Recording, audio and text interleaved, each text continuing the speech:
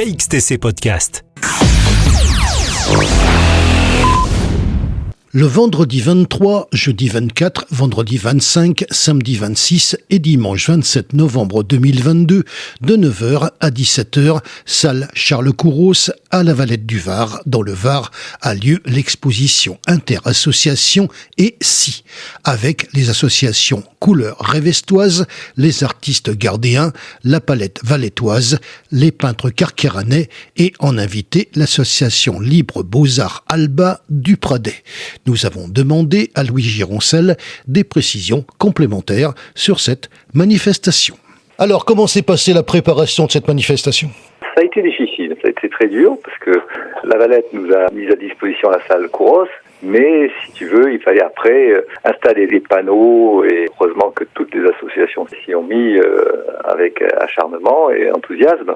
Il nous a fallu bien une journée pour monter tout ça, mais ça en valait la peine. Au final, je ne sais pas si tu auras l'occasion de voir, mais tous les participants, déjà les adhérents, les artistes qui exposaient, ont été vraiment époustouflés par le niveau des peintres et des œuvres.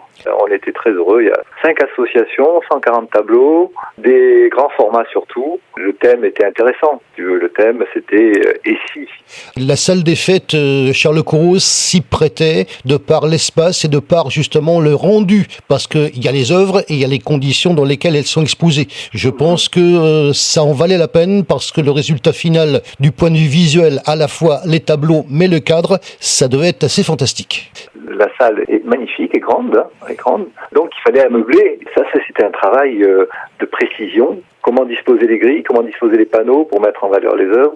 Je pense qu'on a réussi dans la vie de tous les visiteurs. Que le thème est si, moi mon intention c'était de proposer ce thème aux artistes pour voir comment ils allaient le traiter. Et j'ai eu la bonne surprise de voir que tous les artistes, enfin la majorité des artistes, avaient une vision plutôt optimiste de l'avenir. Ils ont mis en avant la beauté du monde, l'émotion, beaucoup d'émotions, un peu d'humour. On a des tableaux dont le titre... il faut savoir que tous les titres des tableaux devaient commencer par « Et si ?» Et ça donnait un résultat assez étonnant pour certains. Certains ont évoqué leur vie, certains ont évoqué leur vision du monde.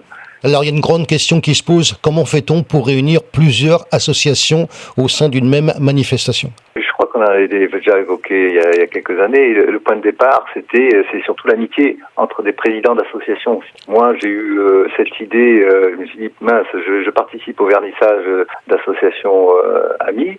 Pourquoi pas faire quelque chose de commun, basé sur le partage et l'échange, de réunir des associations. Alors le problème, c'est surtout la salle. Et on a eu la chance, la première fois, d'avoir la salle Gérard Philippe de la Garde, avec la présidente de l'époque qui était Jacqueline Cardona. 2 ans après, c'était Martine de Santis qui a joué le jeu. Le point de départ, c'est l'amitié entre plusieurs associations. C'est une affaire de personnes. C'est l'amitié entre plusieurs présidents d'associations, donc Carqueran, la Garde, la Valette, et puis le Revest. Ils ont été très enthousiastes pour tenter l'aventure, et ça a été une réussite. Et on s'est dit, on va recommencer dans 2 ans. Et puis en 2022, Josie Martinin, qui est la présidente de la Valette, a obtenu de la mairie qu'elle lui prête cette belle salle, cette grande salle, qui est très prise et très demandée, la salle Charles Couros.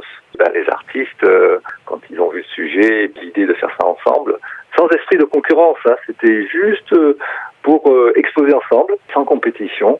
Tu sais, les artistes, leur passion, c'est la peinture, c'est de pouvoir échanger, partager, voir ce que font les autres, et c'est comme ça que ça marchait. Tout le monde s'y est mis, et c'est ça que j'ai apprécié, c'est que vraiment, pour monter tout ça, chaque association a joué le jeu. On était 2 ou 3 par association, donc ça fait une quinzaine de personnes pour monter les grilles. Il fallait bien ça. Les panneaux électoraux, ils sont très lourds. Et puis la municipalité de la Valette nous a bien aidés. Ils nous ont prêté les panneaux, ils nous ont prêté des grilles. Carqueran également nous a prêté des grilles. Nous, on a apporté les nôtres, parce qu'il fallait quand même du matériel. 140 exposants, ça fait beaucoup. La salle Couros n'a pas de simèse, donc c'est forcément sur panneaux, grilles ou chevalets. La passion de la peinture qui a fait que ça a marché. Pour cette édition, on a invité une jeune association, l'association Alba, Atelier Libre Beaux-Arts du Pradet, présidée par Laurent Serbet. Ils nous ont proposé une 12aine de tableaux seulement par rapport aux 35, 36 que l'on a mis nous. Et c'était des œuvres vraiment de qualité. Une association très talentueuses, très sympathiques. On était enchantés de les avoir invités, en sachant que l'année dernière, c'était Solespont, l'atelier de Solespont, et que dans 2 ans, peut-être, ce sera une autre. C'est le principe, parce que le principe, on est 4 associations fondatrices. Chaque nouvelle édition, on invite une association. Ça peut pas être ouvert à tous, ce serait impossible. Il n'y a pas de salle assez grande si on veut. On peut pas aller au-delà de 4-5 associations. Ce qui est bien dommage d'ailleurs. KXTC Podcast.